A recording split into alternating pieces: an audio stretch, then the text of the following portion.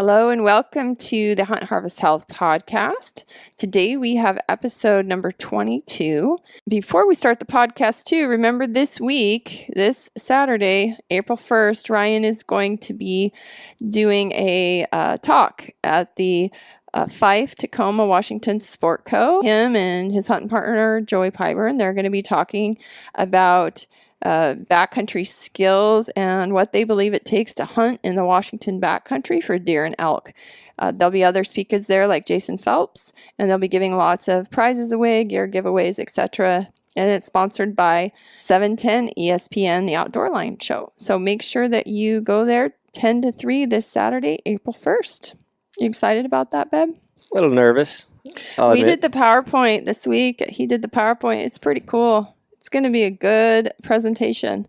So. Well, maybe the PowerPoint will be good, but I may pass out just from nervousness. I don't know. I'm not a public speaker and never have been. So well, you're totally on new your for way me. to becoming a public speaker. No, that's not the case. Exciting. This is just definitely out of my comfort zone, but it'll be interesting. Hopefully we can get some good information out there with helping some of the younger fellers get up there in the hills this fall and put some critters down. So.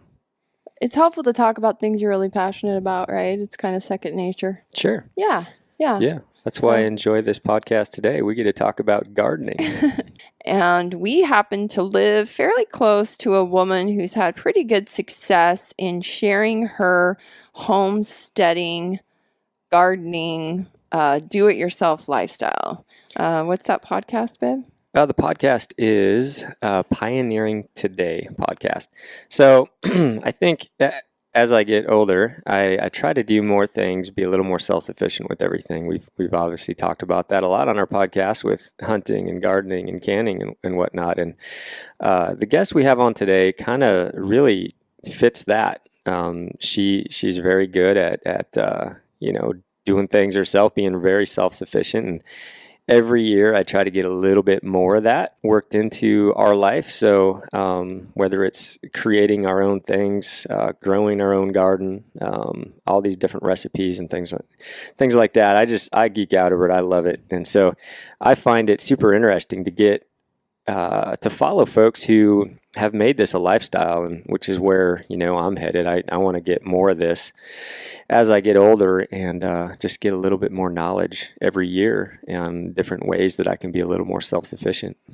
Yeah, and the self-sufficiency piece too. When you listen to her name's Melissa K. Norris. When you listen to Melissa talk, she's just got so much energy about this type of lifestyle. She's going to be giving our listeners a free guide to help you break down foods, like how much food you would need per yield for person in the house. It's a chart. It's a ton of information on it. I'm probably not describing it very well, but you can go to our website, huntharvesthealth.com/programs. So if you're thinking about starting a garden and what types of foods you want to pick and what kinds of foods you like to eat in your household, this would be something great for you to download and get a start on that. Enjoy this podcast number 22 with Melissa K. Norris, Pioneering Today.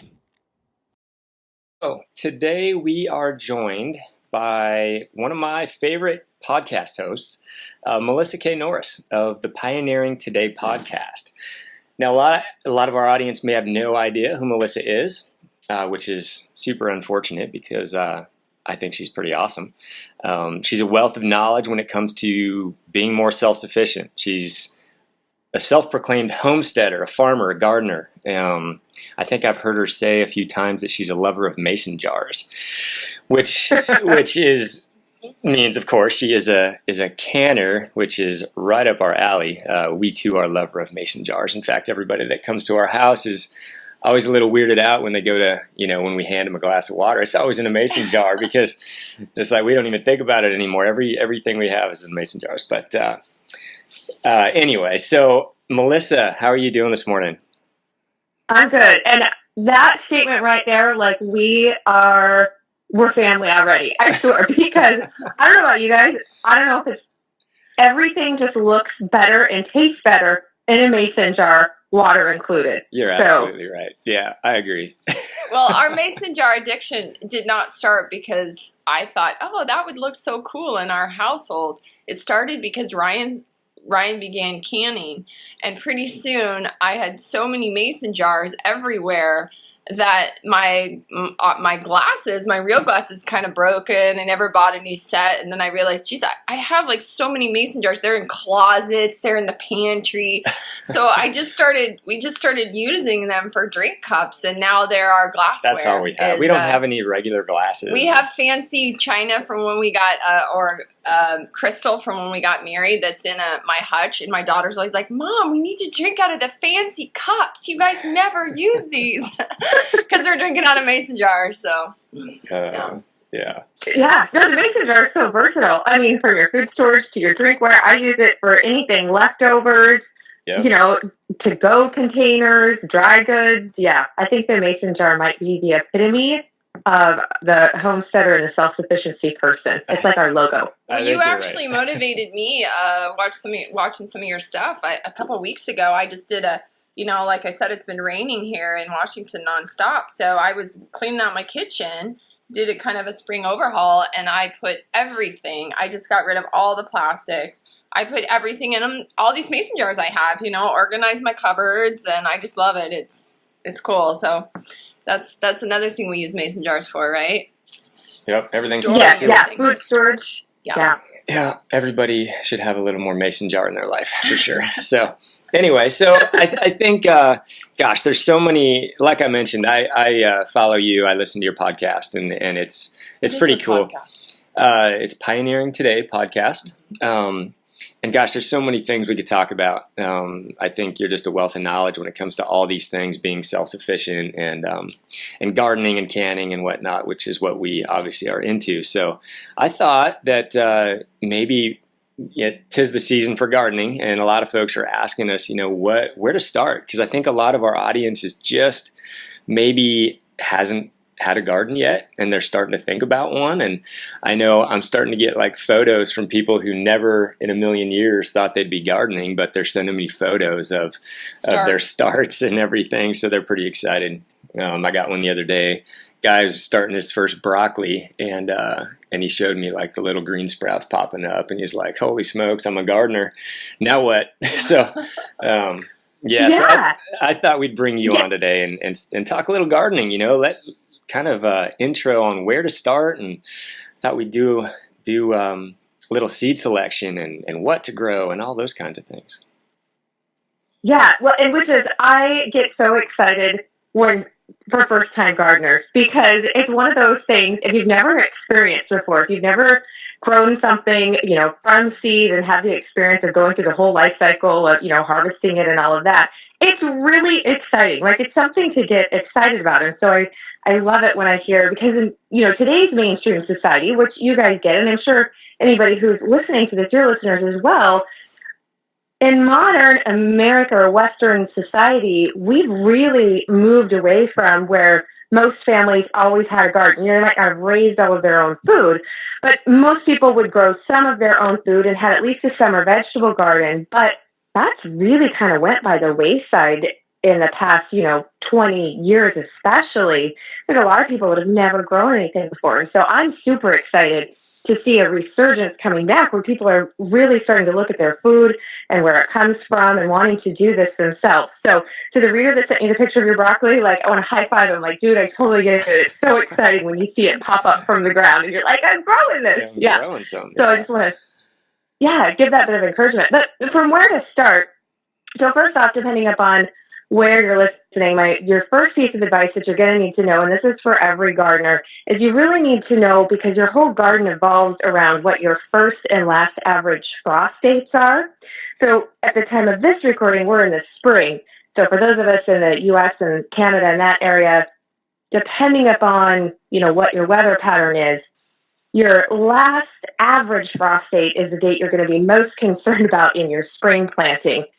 So for me, I'm sure you guys, because we're actually pretty close to each other, for us, the last average frost date on the calendar is April 29th. Is that about your guys'? Yep, exactly. Yep. Right. But I'm tucked up in the foothills of the North Cascades in Washington State. So I know from experience, the calendar might say our last average frost date is April 29th, but I don't put any of our warm weather plants out until about 2 weeks after that. Because, so if you have anybody in your area that does garden, ask on Facebook, use social media. You can ask them when they normally put their warm weather plants out, and that'll give you a good idea if you've got some microzones, what we call them, going on, which we do here up further towards the mountains, and if you're further towards the coast where we live. So I err on the side of caution and wait an extra 2 weeks. Right. How about you guys? Yeah, same thing. I guess I'm a little antsy, so I do start some things a little early, and I always do a crop. I plant some things that I'm just kind of hoping, for the best, and hoping not, because I want to get things started so early. But if all else fails, and I put it in, and I'll just do a few rows, and then if we get that frost, obviously I gotta restart. But I do have, as far as a hothouse, I always get things started a little bit earlier in there, and inside, and get the lights on and all that, so that I get a good jump to that before we actually go and plant the garden once the soil's starting to warm up. So. Yeah, and sitting here, and so in reference when I was talking about putting things out, I should specify, especially for those of you who are new to this as well with gardening. So that when we warm weather crops and when we're putting things out, so that would be there's two methods. Obviously, if you start seeds or you buy starts at a nursery, or you can start your seeds indoors before the weather, like Ryan's talking about, which I do too. I've got about 25 tomato plants, basil, and German chamomile right now in my living room under a grow light. So those crops, because they're warm weather crops, tomatoes, peppers, green beans, they're things that they require a soil temperature of about 70 degrees, especially for tomatoes and basil. Peppers even a little bit hotter if they're those hotter peppers. So you can kind of go by what your weather patterns are doing and then how cold it's getting at night as well, when you can start to put those out. Yeah, those tomato plants those things are like babies. So that's one thing I do not risk putting out too early, because that would be a real bummer if you froze your tomato plants and put them out a little bit too much ahead of schedule. Yeah, same here. I have I call it an off-grid greenhouse because there's no heat to it, there's no electricity to it, but I even put my tomatoes and peppers even during our summers here in the Pacific Northwest, because typically we do still get a lot of rain until after July 5th. There's a joke around here, because July 4th is usually raining and the very next day it's sunny.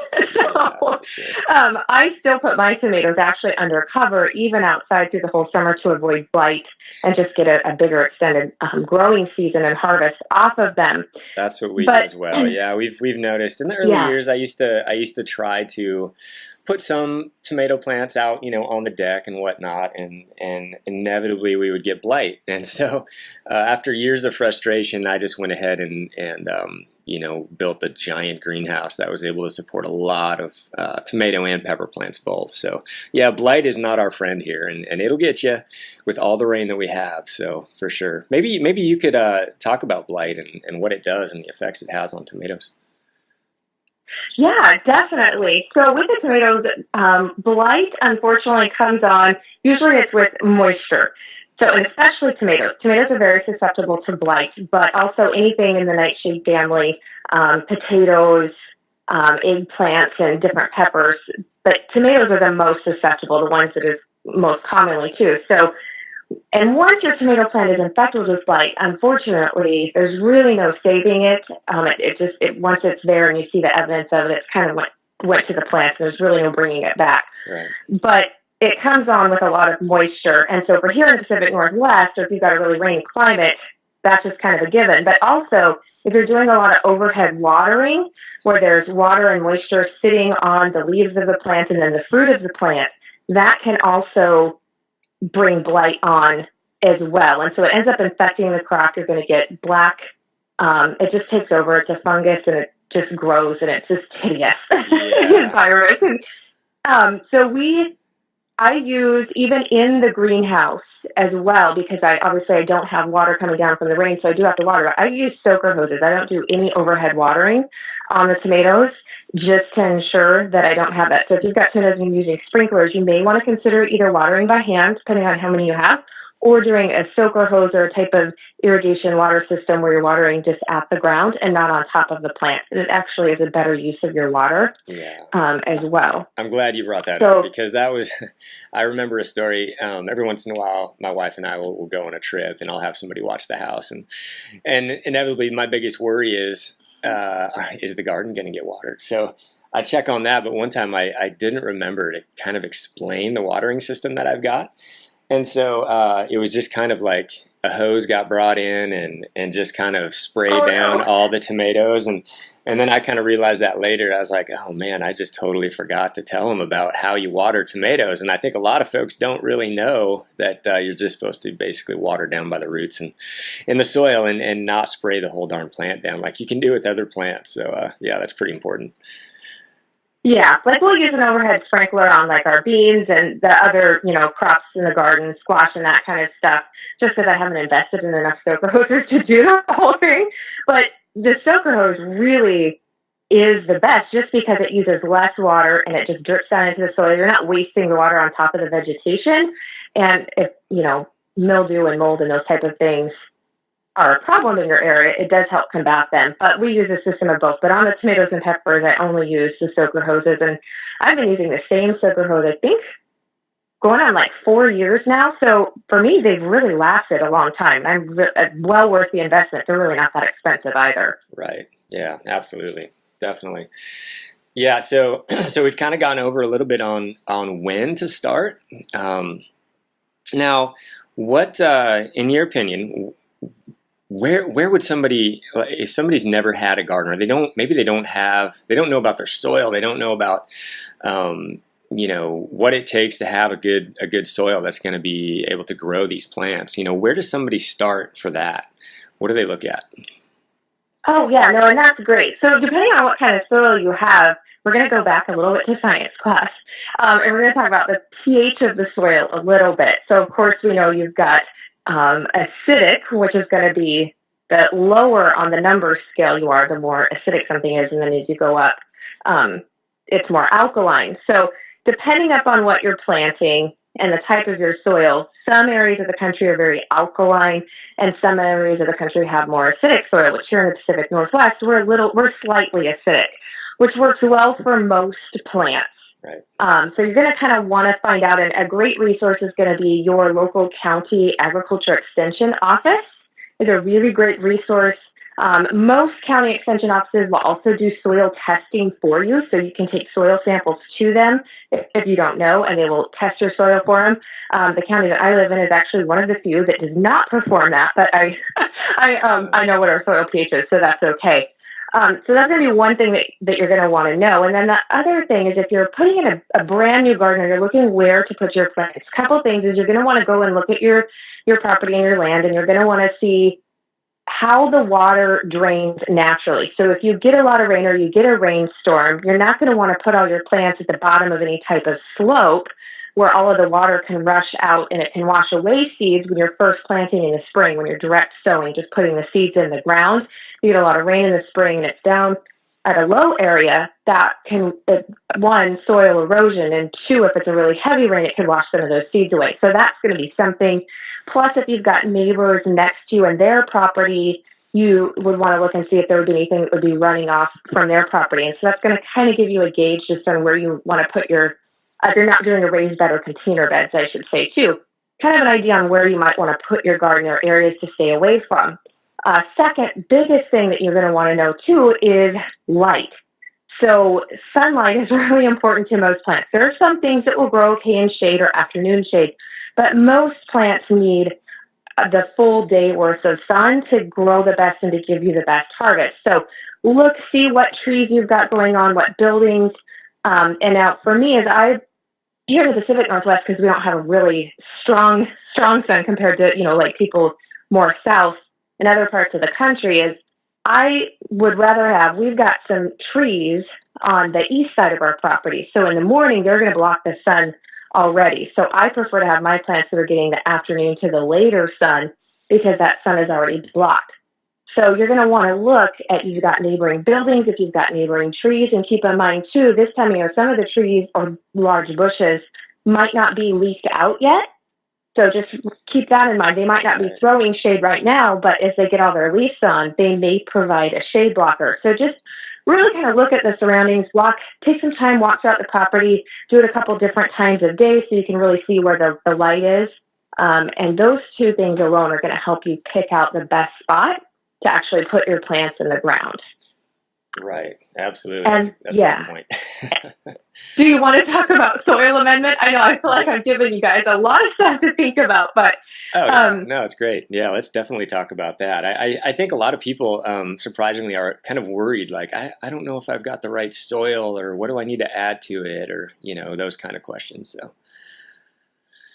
yeah, no, and that's great. So for your soil, obviously if it's a really hard packed, so if you've got really hard clay soil, sometimes people, if it's really, really hard packed soil, now we don't have that in our area of the country, but I know other places do.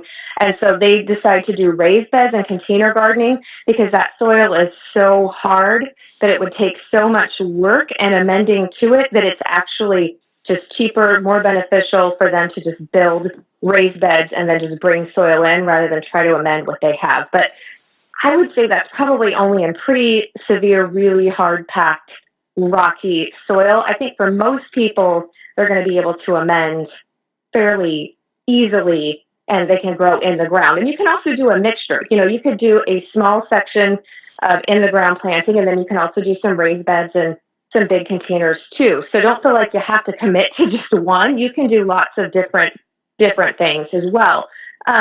But when you're doing your soils, you want to make sure that it's got a good balance of food for the plants that you're putting in there. So compost is great, and you don't want it to be really hard because we need the soil to be soft enough for the roots, especially for the baby plants, to get down in there, and then also for your water, for it to be able to drain down in there. So if it's really hard packed, the water that you put on to water your plants is just going to wash off, and it's not going to soak down and get into the roots. So that's kind of the reasoning on that. Right. But compost is a great way. You can start a compost pile. You can go to local nurseries and you can actually purchase compost. The composting is a great way to add good nutrients, and it's also soft and it's loamy, so it works well into the soil that you can do. Getting a little bit late in the year to use it now, because if you're going to put down manure, fresh manure, it needs a long enough time to cool off. It's too hot. It has too much nitrogen in it, especially chicken poop. Right. It's really high in nitrogen. So you will burn your plants. It will have too much nitrogen. And it will actually kill your plants if you put it down fresh. So that's generally something you would want to put down in the fall and then just let it sit over the garden during the winter months. You can mix it with straw and that type of thing, different plant matter, leaves, and then it will just sit, and then you can work it back into the soil come springtime. But this time of year, if you did get some, you would want to make sure that it wasn't fresh, that it had been sitting for a while somewhere. Otherwise, you would be in danger of burning your plants this time of year with it. Yeah, absolutely. Yeah, that's a good point. I know what we kind of do around here is I've got, like you, we've got a lot of chickens, so I kind of open up our chicken pen kind of butts up to my garden. So I just kind of in the winter, after I pulled the last of my crops out, I kind of open it up and I let the chickens, the whole flock, just kind of go in there and they fertilize my garden all winter long. So it works out really well. It just kind of gives them twice the space, and they drop a lot of goodness into that garden. So it works out perfect. And we get so much rain around here that it definitely it gets the acidity out of it, and it breaks it down to where it's more beneficial for the soil. So it's kind of just worked for us, and we do composting as well, and we add a lot of organic matter just to get the soil up and whatnot. But what else do you do to the soil? Do you add? So you said you add a lot of straw.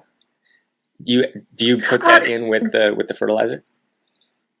Yeah, so what I usually with chickens too, which putting your chickens on the garden spot is great because chickens are natural scratchers. Yeah. And so they will help loosen up any compacted soil that you might have.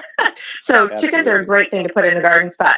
Word of warning though, if you put any winter crops in, for example, we put in about 70 heads of garlic, so that it'll be 70 bulbs later in. So that part I have covered with straw to help protect it through the winter. But make sure that part's fenced off if you've got winter crops like that going that you don't want the chickens to get into, because they're not very discerning. We've got that issue. I have all my garlic is, it winters over and it's growing and it's pretty tall right now, but same thing. It's all in a raised bed, and I just set it's like fencing over the top of it so that that they can't get in there. They don't actually jump up in there and scratch it all up. So it works out pretty well. Yeah, no, that is great. So we did a variety of different ways to fertilize the garden, and my favorite way, of course, is always free or cheap. Like, to be real, that's my favorite route to go. I'm a cheapo. Compost. Yeah, I mean that. Yeah, if I can do it and where it's beneficial for the soil and all of that, and I know the source of where it's coming from, meaning that it's not from animals that have been on big feedlots, and I know the type of feed that the person is feeding them and that type of thing. But we've used combinations. So done steer manure, done chicken manure that sat with some straw, and actually also with some sawdust. We kind of let that composted down till it's just a really nice, dark, deep soil, and put that on. We have done horse manure, and the reason I always say it's usually mixed with straw is because usually this is coming out of horse stalls, or it's coming out of animal pens. Alpaca manure with the bedding in their stalls and stuff. That's great. Right. And then the chicken manure is mixed with straw because a lot of the times it's the bottom of my chicken coop when I'm cleaning it out. Yeah, and exactly. I'll just go and dump that on the garden soil, and then it breaks down and works itself in, and that works great too. And of course there are, if you don't have livestock, so some people when they're first starting gardening, the likelihood of you having livestock is probably, if you're just starting with gardening, you might not have moved into the livestock yet. So a couple options, if you know people in your area who do raise animals, usually most of us have an overabundance of manure from our livestock. So you could ask someone like that if you could come and get it, and work out a deal with them like that. I know we've got some neighbors that do that. They just have people come in and pick up that for their garden. But other things that you can do are going to local nurseries or compost areas. There's compost businesses that you can get compost and stuff from. So you can look, and you can get bagged fertilizer. You can even at the feed stores, actually, you can buy steer manure in big plastic bags and put that on your garden if you don't have access to that. So you can buy those at feed stores and gardening supply stores too. And it's not too terribly expensive. It's going to be more obviously than if you're probably shoveling it out from somebody or just from your own yard, or pasture area. But those are options that you can do too. So those are kind of the main ones we do, is usually a mixture of both plants and then livestock manure to the garden soil for most of the amending. Got it. Yeah, and it's kind of sad. I go to a lot of these stores, these feed stores and these co-ops, and this time of year you just see the piles of bags, right? Everybody's buying soil, and I always feel so lucky because we have such good soil around here, and with having the animals, you just don't have to do that. You can create your own really good soil, and which fits perfectly with what we do because we're so cheap, and it just works out. But, yeah, well, I do want to give one tip, and this is what anybody can do, and it's going to be in reference to the tomatoes, but it's a great time of year right now to do it. So tomatoes, a lot of times on your tomatoes, you will hear of, or maybe you may have experienced it in the past, it's called blossom end rot. So what happens is the tomato starts to ripen on the vine, the end of the tomato, right before it's just ready to be picked, which can be very disheartening, or as it's ripening, it will start to develop a black rotted spot on the end of it, on the tomato. And so that's usually blossom end rot. And usually the reason for that can be inadequate watering, but usually it's a calcium deficiency. Right. So what I do is I just save my chicken shells from the eggs, save those, rinse them out, rinse them off. I don't necessarily wash them, but I'll rinse off, the yolk and stuff on and rinse them clean. And then just save those in an old coffee can container, just whatever, save them in a container, and then crush those up because eggshells are an excellent source of calcium. Right. So I crush those up really fine, and then I plant that in the bottom of the hole when I'm planting the tomato, either in the container or in the ground, which is where I plant all my tomatoes now in the hothouse, in the ground. And then over the months, as that's growing, those eggshells will break down into the soil, and I crush them up fairly fine. Then that will be releasing the calcium into the soil as it breaks down as those tomatoes start to ripen, and so that can help with blossom end rot too. And it's a cheap, easy thing to do. with your eggshells, because most people are eating eggs one way, either from their own chickens or from the store. Absolutely. Yeah, I know in my family, we've got 2 daughters and we're all egg eaters. So we chew through a lot of eggs. I think we probably go through 8-10 eggs a day around here. So we got a lot of eggshells, and that's exactly what we do as well. We kind of bottle them up. We toss them in the hot house, and they dry out, so they get really, really nice and bone dry. And then I've got one of those NutriBullets, and just before I plant, I ended up crushing them down, and I put them in that NutriBullet, and I turn them into a dust. Some of them into a dust, and some of them a little less refined. But that is perfect. That's what we do as well. We put them in there with the peppers and at the base of those roots with the tomato plants, and it has completely eliminated all that. Just like you said, the blossom rot. Which, if you kind of skip that step and you end up growing this incredible tomato plant, and right at the end, these tomatoes are getting close to being ripe, and you develop that blossom rot, that's a real bummer. And it just it is depressing. So yeah, definitely thinking ahead and getting some good calcium in there with those eggshells is a definite good way to go. We've learned that the hard way. So yeah, another thing is, as far as a free resource for amending the soil. Now this is going to be and there's various lab tests. I've looked up the lab tests online, and there's been varying results on the acidity that is actually added to the soil. Some of the studies that I found show significant amounts, others show not so much significant amount. But if you've got more alkaline soil and you need it to be more acidic, so plants that really thrive in acidity, the most acidic loving plant that I'm aware of is a blueberry. So blueberries really like acidic soil. Right. Raspberries like acidic soil as well. Rhubarb likes acidic soil. So those plants that are really in our flowers, rhododendrons and azaleas, hydrangeas like acidic soil too. But as far as our fruit-bearing crops or food-bearing crops, so what you can do is to take coffee grounds, used coffee grounds, and you can work those into your soil too. So those will break down into compost. As far as upping the acid level, like I said, I've seen varying lab results. Some show that it does increase the acidity level. It's not going to hurt the blueberries or the raspberries, especially rhubarb, those plants that like acidity anyways. But a lot of times, espresso stands, I think even Starbucks, I will say that with coffee can be a heavily pesticided crop. So I use, I would only go to stands myself personally that I knew used organic coffee, which we are in the Pacific Northwest, and there's abundance of those. Sure. So you can find out which ones that they serve organic coffee, but they will save their espresso grinds and their coffee grounds. And you can just take them, I just take a 5-gallon bucket, and within a couple of days it's filled up, and then I can bring it home if we're not going through enough coffee on our own, or I want to mend all of our blueberry and raspberry plants at once.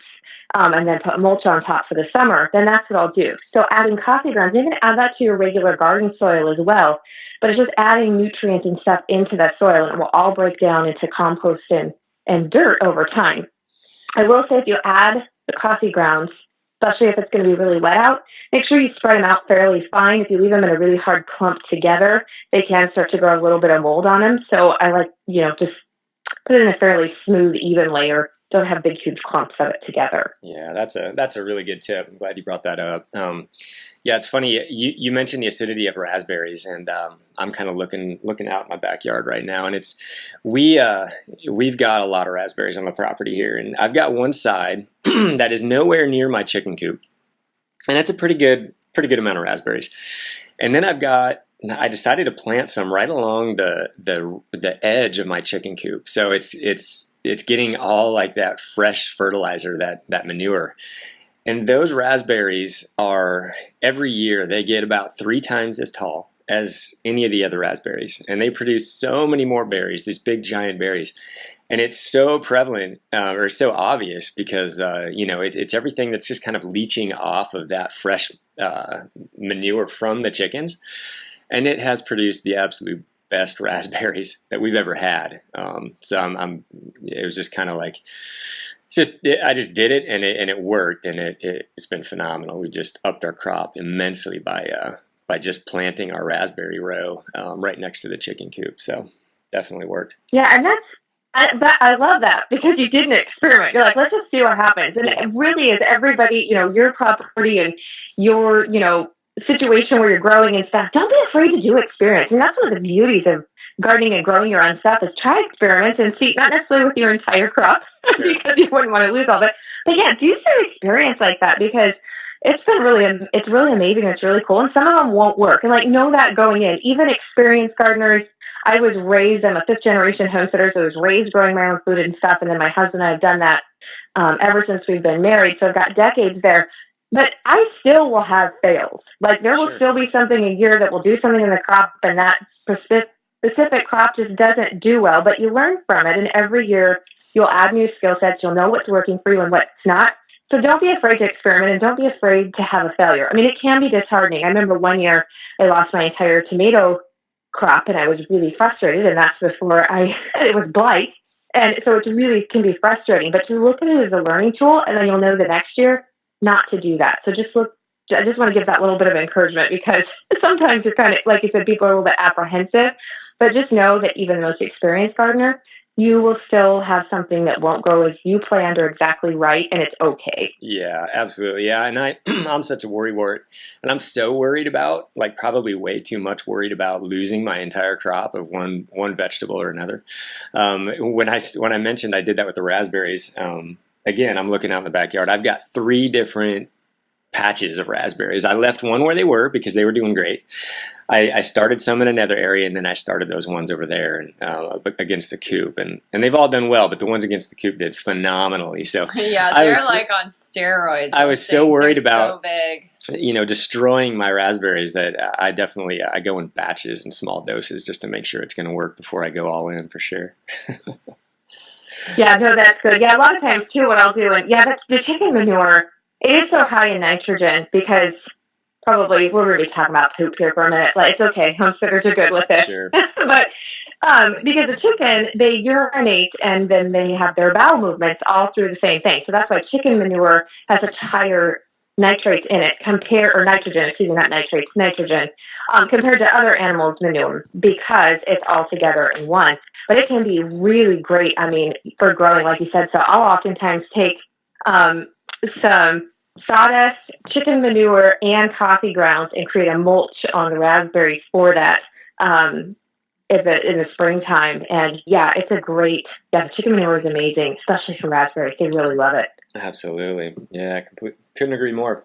So I guess the next step here is, I wanted to pick your brain on seed selection. We've kind of talked about seeds in the past. We've talked about, advantages to certain types, heirlooms and whatnot, but what's your opinion on when guys are just getting into it? What should they be looking for when they're picking out their first starter seeds? Yeah, I love, so I'll just tell y'all right up front, I love heirloom seeds. So yeah. I will tell you, even if you don't plan on seed saving yet, you might be like, I'm just planning on getting these things to grow. Like, I'm not even going to be worried about my seed saving yet, and that's totally fine. But if you start with an heirloom seed at the end of the season, if you decide, I think I do kind of maybe want to try my hand at seed saving, you've got the option open to you. And so for me personally, I always start with heirloom seeds. And if you've already educated and went on about heirloom seeds, I won't do a huge thing. But, with the heirloom seeds, you're not getting anything that's genetically modified. And within the heirloom seeds, it's so amazing because there's so many varieties that you do not see on the store shelves with the heirlooms. So there's, the black tomatoes, the purple tomatoes, the blue tomatoes. There's just so many different varieties and flavor options, even compared to just the common hybrid seeds and crops that, you'll see when you go to the grocery store. They've got like those spinner racks. So more of them are bringing in heirlooms. They're making a big comeback, right, which I'm super excited about. But what you want to look for is you need to know what your growing season is. So we talked about in the beginning about knowing that first and last average frost date. The reason it's so important is does not only tell you in the springtime when you can put your warm weather crops out and when to plant, but it also tells you how long your growing season is, because in the fall, when you get your first average frost date, that is your growing season for your warm weather crops, which is the majority of what you think of in a summer garden. So summer squash, winter squash, tomatoes, peppers, green beans, peas, all those type of things, they're going to revolve within that window. So the reason you need to know that is because that tells you some varieties take a lot longer to come to fruition and harvest than other varieties. So if you have a shorter growing season, which I kind of do here, it's usually Some years we've actually not been able to plant until Memorial Day weekend if it's been just really cool. And then usually by mid-September, we can get some of those really cool nights that will kill your tomatoes and your peppers, especially those really sensitive plants, your basil, that type of thing. So I pretty much I've got a 3-month window, pretty much 90 days. And so a lot of plants, some of them will say 55 to 90 days. And if you look at the back of the seed packet, or if you're ordering online from an online source, they will tell you how many days on the back of it until it comes to harvest. And so I always go for those. If I'm looking at, say, 3 different tomato varieties, I'm going to pick the one that comes to harvest in the shortest amount of time, because then I've got a longer harvest season. Right. So if I take a variety that says 85 days versus 65, well, I just really shorten my harvest period and what I'm going to get from a crop. So knowing that is really important when you're picking your varieties, is looking at those days to harvest on the back and then choosing ones that fit your growing season. Now, if you've got a really long growing season, if you live in a more mild climate that doesn't really have those frost dates that are coming in, then you've got a lot more options open to you.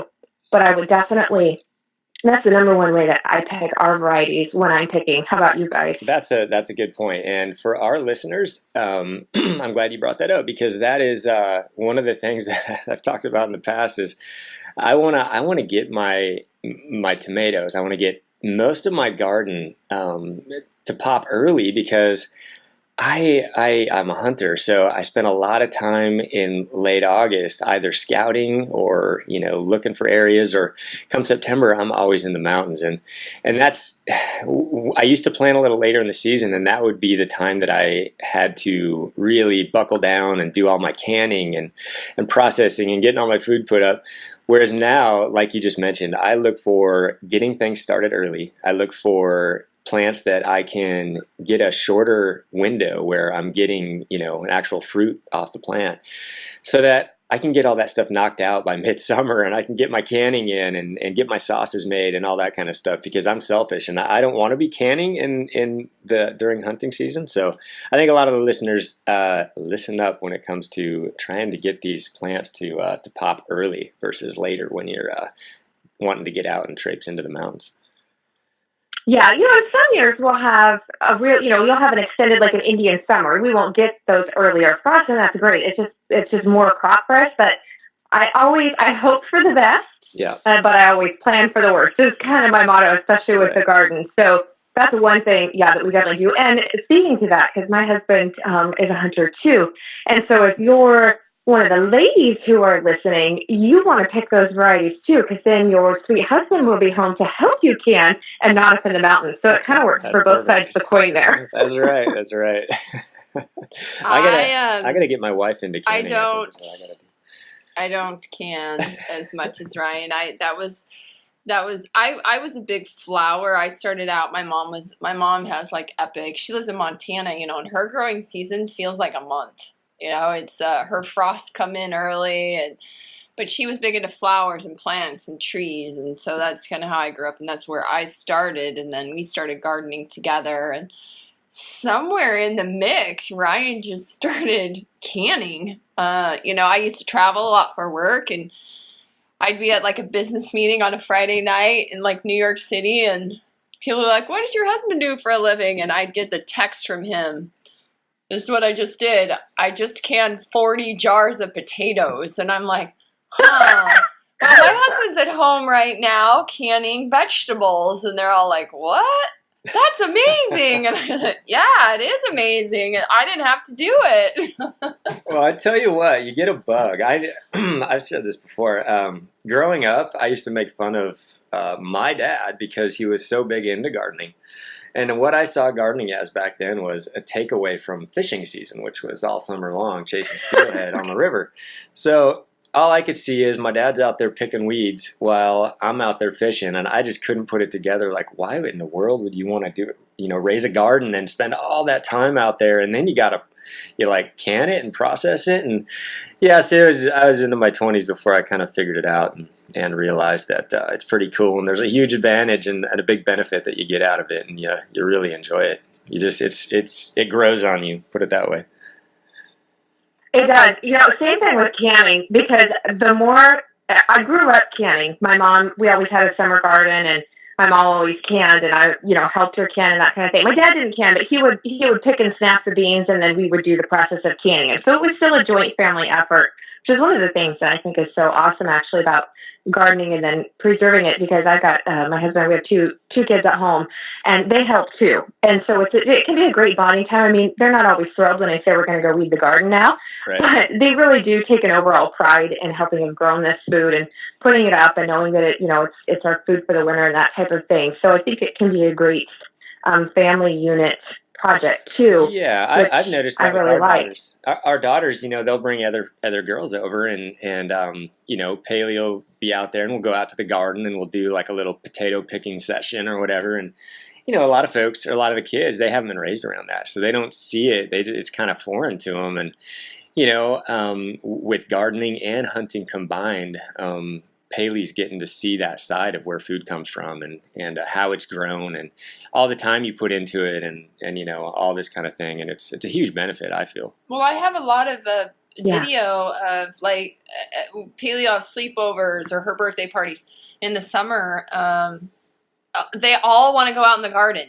If you go, do you want to go out and pick some carrots? They're all like, Paleo roll her eyes like, I gotta go pick carrots again. But all the other girls will be like, yeah, let's go, and they just, it's so cool. They pull a carrot out of the ground and they're like, whoa, Can I eat it? Yeah. And it's kind of sad, I always feel like there should be more outreach for children who don't get, accessibility to that, to show them how the food is grown and how good it tastes when they eat it and all that stuff. So we get a lot of good feelings, I guess, seeing other kids benefit from being exposed to it. So yeah, we've got one little gal in town, one of Paley's friends, and I just the other day I saw her in the grocery store, and the first thing she yells out from across the store is, "I want to come eat some salad." It's like, she's just like,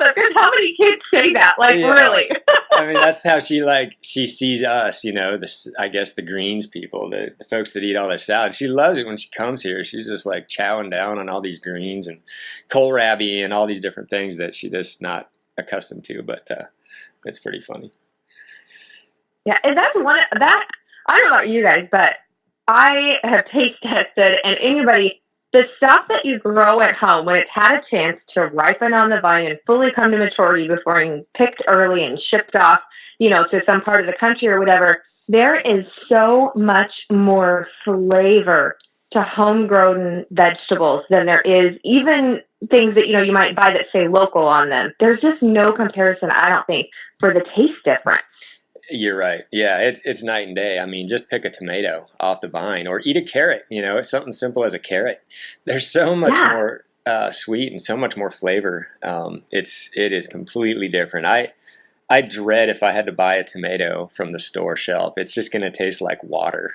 It's just going to be real bland and no flavor to it. So, yeah, there is a big difference. Yeah, actually, and that brings me, I forgot to say, with the tomatoes, when we were talking about picking your seeds, and of course, Heirloom is one of my favorites, and then going through growing season.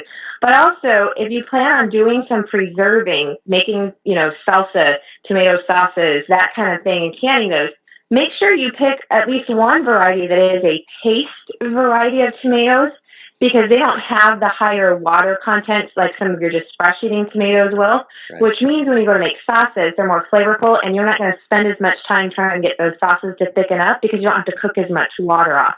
So if you're planning on preserving, put yourself some paste tomato varieties in as well. Like say Roma is kind of what you see the most of around here. Guys kind of use Roma tomatoes for that. Yeah, you can use Roma. My personal favorite is an Heirloom San Marzano Lungo No. 2. They just have great flavor, and I get huge yields. Like I put in, I think last year I had 18 of the San Marzano Lungo tomato plants, and off of that harvest, of course, fresh eating. And then, oh my goodness, I put up all of our tomato sauce and salsa and stewed tomatoes for the entire year off of those 18 plants for a family of 4. So they have a high yield, which I really like. Roma's Amish paste is another really popular one that people like to use for those. But yeah, the flavor in them also comes out really nice in sauces and kind of gives them just a bit of a deeper flavor. Like I don't add sugar or anything like that, which is one of the benefits of canning either. Just a really nice flavor in your sauces. So that would be some varieties you'd want to take a look at selecting your seeds. Now back, just wanted to rehash on the seed selection again. Now some folks may not be real familiar with the difference between a genetically modified seed or a hybrid or an heirloom. Could you just kind of briefly go over that just a little bit? Yeah, absolutely. So an heirloom seed, usually you will see on the seed packet, if it's heirloom, normally it will say heirloom on it. Another terminology, depending upon the company that you're looking at, they'll also use could be open pollinated. So open pollinated usually means heirloom as well. So what that means is that's how the seeds were created. You know, when God made nature and the earth was formed, all of our seeds were heirloom seeds.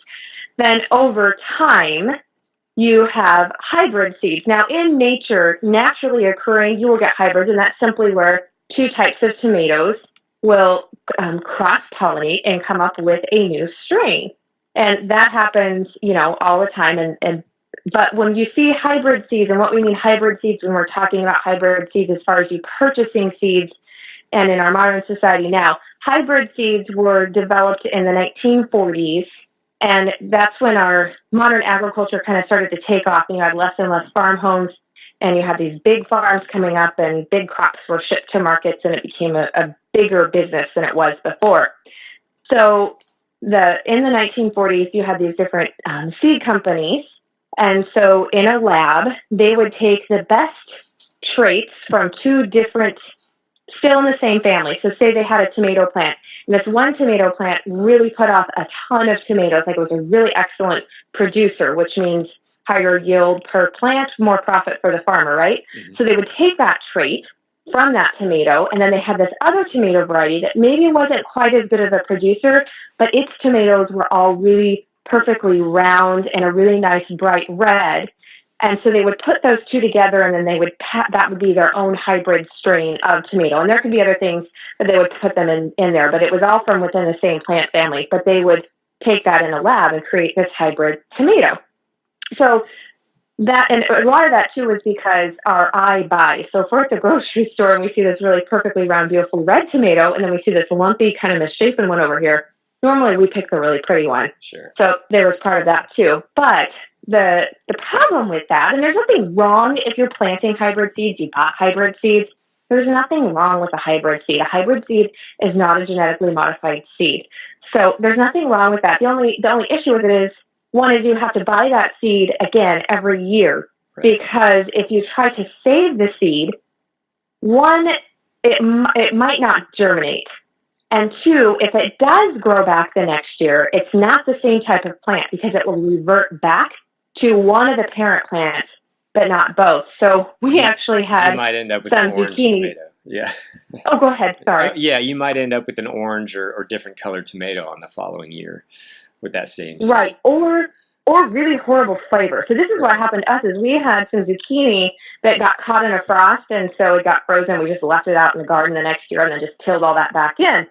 And this was before I did an all heirloom garden. This was, oh heavens, about 15 years ago. And so the next spring, that volunteered out. So those seeds had, stayed in the ground dormant over winter, and then in the spring they grew up. So they were the first seed that came up, and I was super excited. I'm like, I didn't have to plant that. They were the ones that started producing zucchini first. So I was super excited. Go out to the garden. Looked gorgeous. Looked like a normal zucchini. Beautiful, beautiful thing. Take it inside. Oh my Lanta. It was so bitter. And every single zucchini that those plants put off were so bitter. I mean, you couldn't even pretty them bad boys up in a cake. They were just nasty. And so that's what I learned about hybrids and trying to seed save and hybrid seeds. It usually does not work. Right. So that's a hybrid seed. Like I said, there's not anything wrong with it, but you are limited to repurchasing it, not being able to seed save, and you're a lot more limited in the varieties that you can choose from.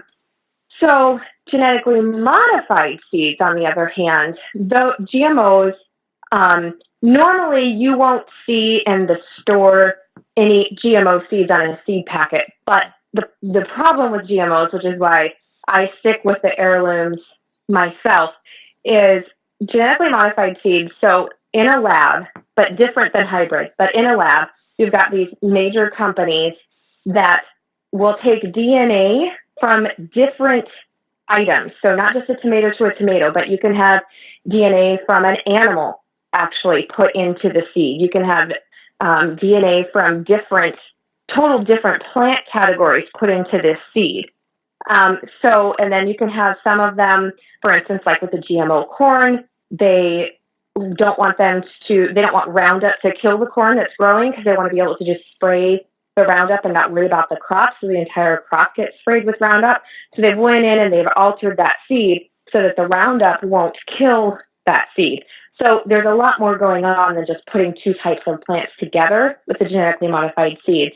The other problem with genetically modified seeds is they're patented. So that means that food source is patented, and that there can be two farmers, and you can go online and check this out. There's a lot of documentation. But you can have one farmer who has planted the GMO seed, and then you can have the farmer next door who has not planted GMO seed. But plants, nature, they cross-pollinate. So you have, once something's out there, it's really hard to take that back. And corn is one of the biggest GMO crops. Corn is also one of the most cross-pollinating crops. Corn in perfect flat conditions could cross-pollinate up to 5 miles away. So you've got these crops that are cross-pollinating. So you've got farmer A here who has GMO corn, farmer B who has non-GMO corn. Their crops cross-pollinate. And if these seed companies want, and they can go to farmer B and they can test his corn and they can say, hey, this is showing our seed and you did not buy our GMO seed. You're infringing on our patent, and we can take your whole crop. Oh. So even though farmer B didn't do that, it cross-pollinated because it's patented. There's all this legal stuff that can get involved. So I don't like to support the GMOs, not just for health implications alone, but just for that too. I don't think that our food should ever be a patented thing like that. But anyhow, so with the GMO crops, you've got your major GMO crops are soy, corn, and then the FDA just approved some GMO apples and potatoes that aren't on the market yet, and then some summer squash. So there's the GMO project and different things like that online that are excellent resources that have lists of stuff. So personally, I just stay with the heirloom seeds. I don't worry about cross-contamination, right. But with the hybrids, they're not genetically modified, but genetically modified seeds aren't hybrid either. And a lot of times I see confusion with people not quite understanding the difference. So thanks, for giving a chance for the clarification there. Yeah, absolutely. And I couldn't agree more with you on the genetically modified stuff. It's a little worrisome. It's a little creepy. There's a lot of documentaries out there on Netflix. Guys can go and watch and see the horror out there with what's happened to a lot of these farmers that have had these genetically modified seeds end up on their land. It's pretty scary. So definitely we choose to avoid that as well and try to stick with the heirlooms. And we have a few hybrids as well, but definitely go push more for the heirlooms than anything else. Because like you said before, we're cheap, and I would prefer to reseed or seed save and use those the following year so I don't have to go buy another packet. But that's what we do. And in fact, so in my family, one of the things that I'm super excited about is, so my family's been seed saving 2 strains of beans. One is a green pole bean and the other is a Shelly bean. And I say for at least 100 years, but I'm sure it goes further than that, back farther than that. So we've never bought bean seed from the store, and every generation we've just saved the seed and planted every year and then, hand it down to the family members. My dad gave me mine, his parents gave him his. So I have a special fondness in my heart for heirloom seed. I can imagine. Well, bringing that up, what, I guess, a lot of folks are probably wondering, like, if they haven't started. Obviously, what they enjoy makes a difference, with what they're going to plant. But what do you see as far as plants kind of being like the most bang for your buck? Like, what do you get the most out of? What's gonna hold over? What's gonna keep you from having to go to the grocery store so many times in the winter? Do you have any? Yeah, that's great. I do actually. So for me, one is beans. So I like I said, just mentioned, I love our green beans, and the heirloom variety that we're growing, which I'm hoping to grow enough. I have to see how much I have this year to plant, to be able not to sell the seeds, but if people want to try them out, just to cover the shipping and handling, and to let people try them out as long as the supplies last. But what's great about this variety of bean, and we call it a Tar Heel whole green bean because it came from Appalachia. It's where my grandparents and my dad came from in the 1940s. But so when it's mature, when it's immature, when it's young, it's just a regular snap green bean. So just like you would do any regular green bean. So when they're early, then we pick them all that and can and harvest all of our green beans for the year. Never buy green beans from the store. And then as it matures, which is what you would do for seed saving with beans, as the bean inside the pod matures and grows, then it actually is also a dried white bean. So I get my fresh eating green beans, and then I also get my seed and a dried bean all from the same plant, which is pretty awesome. Yeah, no kidding. So so you can look at some different bean varieties. Look at that. That's one thing. And then tomatoes, of course, because you can do salsa, you can do tomato sauce, you can do sun-dried tomatoes. I mean, tomatoes really have a lot of versatility to them. So I always like to put in quite a bit of tomatoes, fresh eating as well. With mozzarella and fresh basil on them. Oh, one of my favorite summer meals right there. So tomatoes is one that I really like to do. And then, of course, herbs, because you can just put herbs anywhere. You can just poke them anywhere into your landscaping and flower pots. So herbs can be a great thing to add in that are just really easy and simple. And those are great to put in as kind of a companion plant as well, right? With certain plants. Yeah, I do. Yeah, I do basil with the tomatoes, and with companion planting, there's a ton of different herbs that are, will repel certain different pests and stuff that you can use. And they're just little enough that they don't take up a ton of space in the garden, and you can just put those in. But definitely some type of dual purpose bean if possible, and of course then tomatoes. And then some of the things that I do like to grow fresh, but I don't put a huge portion in the garden in because I can't preserve them. So I'm going to put things that I can preserve or that's going to feed us for longer than just when the harvest is fresh. Of course, would be something like lettuce. Now, lettuce is fairly small, and you can grow cool weather lettuce for a good portion of the year. But if I'm really limited to space and I can put something else in there that I can preserve, then lettuce isn't going to be one that I put in there personally. So I really like to put in, we love butternut squash and some of those winter squashes. Summer squash are great too. Of course, cucumbers for, pickling and just fresh eating as well. But I really love butternut squash and spaghetti squash. And a couple of the reasons for the butternut squash is just one of our favorite, and spaghetti squash, they have really long shelf life. Spaghetti squash, we've harvested, let them cure, just drying out so that the skins are nice and hard on the outside. I've kept spaghetti squash in my kitchen just on my island shelves, and they have been good for 6 months. Yeah, wow. Without having to do anything to them. Yeah, so I will put those crops in versus some other ones just because I know that they're going to last us longer throughout the year without a ton of extra work on my part. That makes like the best spaghetti, right? You get to break out a can of nice fresh tomato sauce or spaghetti sauce with the actual spaghetti squash. It's awesome.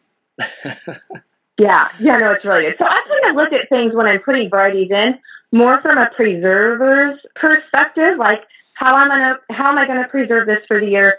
What kind of meals can I put this in? How is this going to serve into our meals and our diet and that type of thing first? And then, of course, like I said, I like lettuce and so we'll put those in. But the majority of the garden goes to those crops that I know that we eat. And that's another thing, too. Don't plant what you don't like.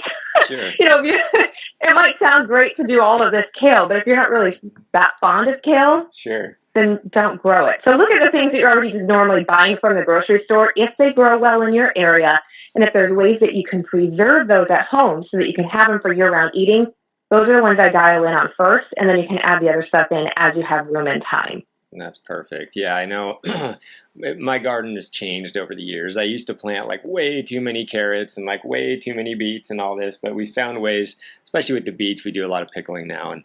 And some of the plants that I've just kind of upped my game with, there's onions and garlic. And the reason being is because we do a lot of stuff with the dehydrator around here. So onions, I found that I like to make my own onion powder, just for the off season. And I like drying them, turning them into just like these, especially Walla Wallas. They turn into this sweet little like chip, and it's pretty good. And then garlic powder as well. You can dehydrate that stuff and have, garlic powder all season long. And it's something, again, that you can really easily dry and preserve and get a really long shelf life out of. So onions, garlic, as far as greens, like you said, it's kind of hard to preserve a lot of those. You can cook them down and freeze them and whatnot, but I think that's kind of why we've gone to powdering our kale. We eat fresh kale and we eat fresh spinach and greens all summer, but then we find like in the wintertime, we're really not wanting to buy much from the grocery store. We're just kind of adding kale powder to smoothies or things like that, or even protein pancakes in the morning. We're adding a little kale powder to it, and you don't even taste it, and it just kind of you're getting some good greens in there. So those are one of those things as well that's really worked for kind of having year round.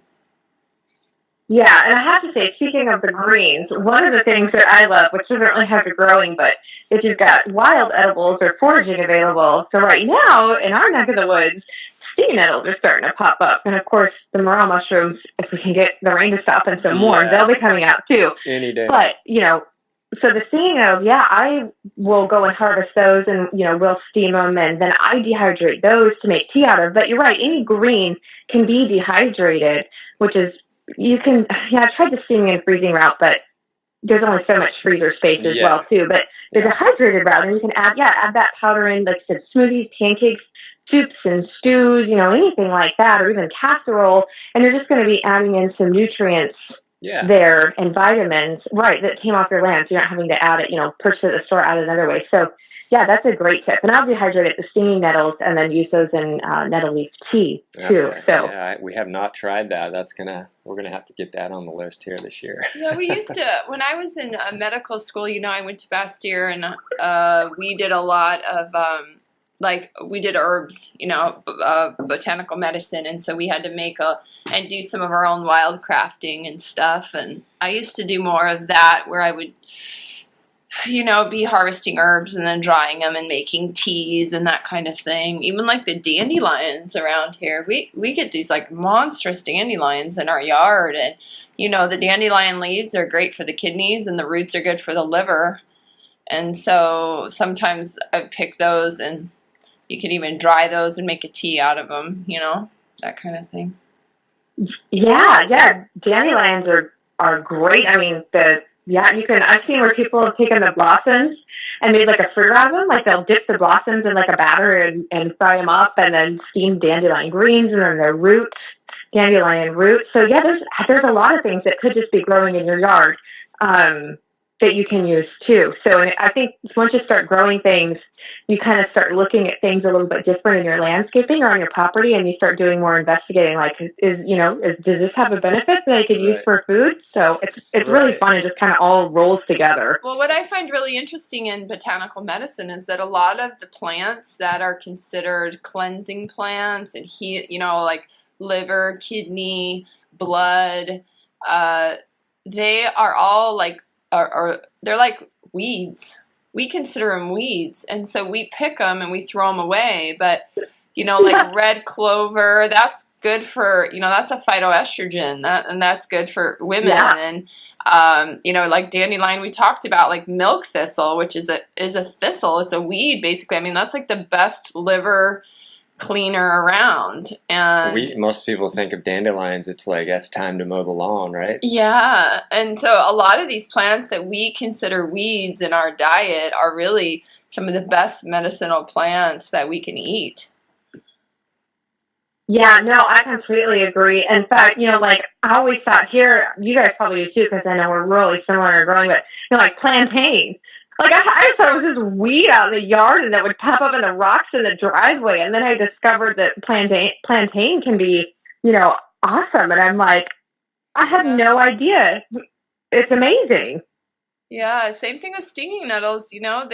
They're scary if you don't pick them with gloves on. But once you dehydrate them or cook them down, they're really nutritious. They're really good blood builders and good for iron, and we've kind of got this I think the whole idea of agriculture, and then we're growing these certain crops, and then this is what we're supposed to eat. And we do forget that most of our ancestors were eating wild crafted plants, which basically means they were going out and they were picking them when these plants were in season of all different types, and they were using them as medicine. You know, they were medicinal foods. And I think that our food groups now have become like, oh, you eat carrots and lettuce and,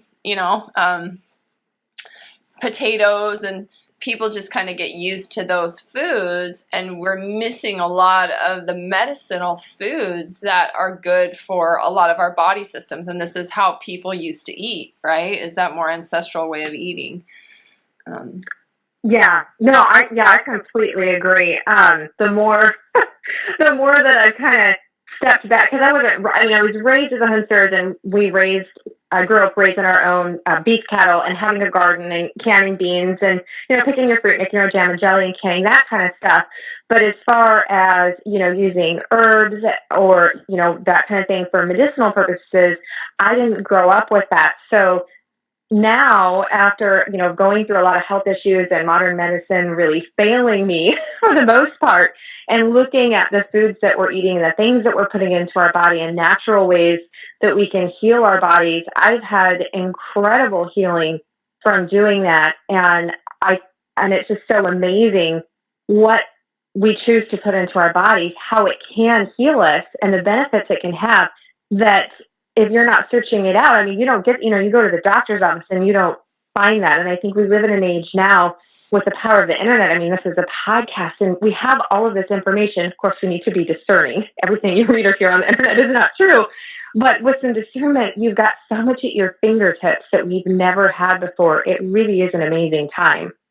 Yeah, wouldn't it be wonderful? Ryan and I have always had this thing about we hate grass. We only have a half-acre plot of land, but our entire backyard we've tried to make it as little grass as we can, and we are not one of these people that goes out and tends our grass, because here in Washington, your grass will die, and then you'll just watch it come back like the rain.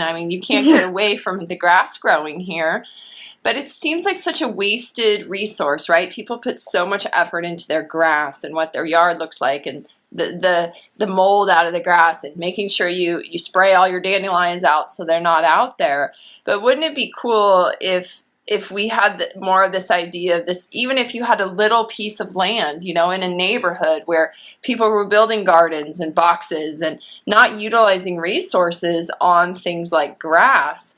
And in that, we would probably have less pesticide use, less pesticide runoffs, because don't go out in your yard and eat the dandelions if you've been spraying them with Roundup for 10 years. That's probably not a good idea, right? Amen. Yes, no.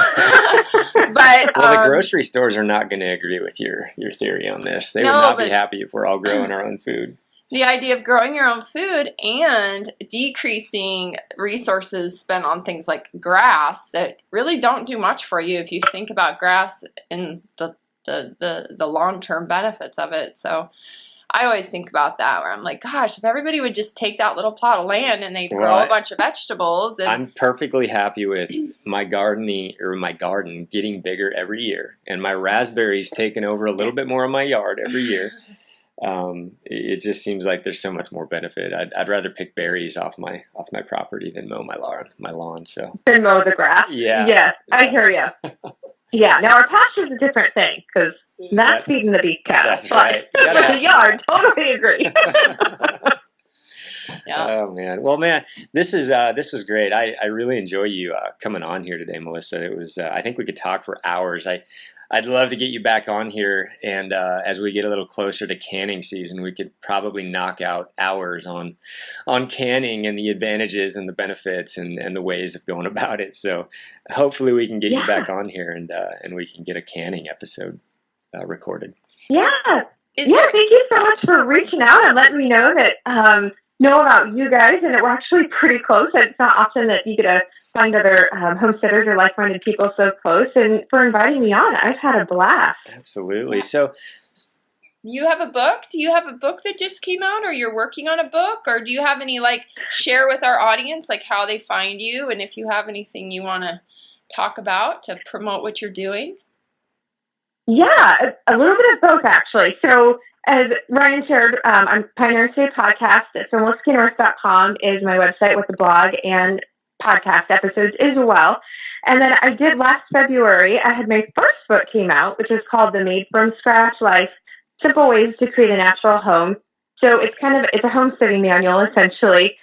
We walk through, planting, and there's charts for that, seed saving, and then lots of from scratch recipes, not only old fashioned cooking and some of our family's jam and jelly recipes, but also, regular cooking, but then also recipes making your own natural cleaners, and things that you would use within your home too. So kind of like a lifestyle manual. Mm-hmm. And then I have a brand new book that I just turned in the edits to my editor in the publishing company that will be out this coming October called Handmade, the modern guide to made from scratch living that I'm really excited about. And that one's got, that will be coming out, has a herbal section using herbs, both medicinally and culinary, which I'm really excited about. There's a section on that. So I'm really excited about both of those. Thank you for asking. And I did want to offer up for anybody who has been listening, I have a free chart, and it's called Raise Your Own Food for a Year. And so it kind of breaks down plant by plant how much you need for one person, and then you can multiply it out by how many people you have in your family, that you would get enough harvest off of that to last you through a year. And then I've got personal notes in there of how much we grow of each plant as well. So if anybody would like access to that, it's totally free. And you can go to melissanorris.com/ excuse me, I actually haven't made the link up. I hope you guys edit. melissanorris.com/ HHH podcast from your guys' podcast. And then they can grab that free resource and get that chart downloaded if they'd like to have that helping them plan out their plants for the year and crops. Oh, that's great. We'll put that on our website, on our programs page, and we'll just put that there so people can go there as well, and to the huntharvesthealth.com and get sent straight to your website to get that. That's a great resource. Thank you. Yeah, you're welcome. Yeah, thanks so much. I would love to come back on and talk canning because, I think we could probably sit and visit for days. Like, I envision us around a campfire and we wouldn't go to bed until like 2 o'clock in the morning because we would be talking so much. Different recipes and canning, and it's awesome. I love it. I geek out on this stuff for whatever reason. Oh, it's great. Well, again, thanks for coming on here, and we'll have to do it again soon. But melissaknorris.com. Highly encourage anybody to go read some of her great blogs and listen to some podcasts and get her books. So thanks, Melissa.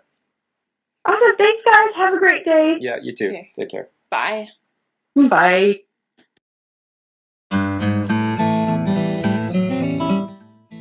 Hey, folks. Thanks for listening to the Hunt Harvest Health podcast. If you enjoyed the podcast, please leave us a review on iTunes or Stitcher. Visit our website at huntharvesthealth.com for more podcast stories and recipes. Follow us on Facebook and Instagram at Hunt Harvest Health. You can also message me at StHealthy Hunter, that's STH, and I will be more than happy to answer any questions you might have. Also tag your photos Hunt Harvest Health or Get StHealthy, as we enjoy seeing what you guys are doing as well.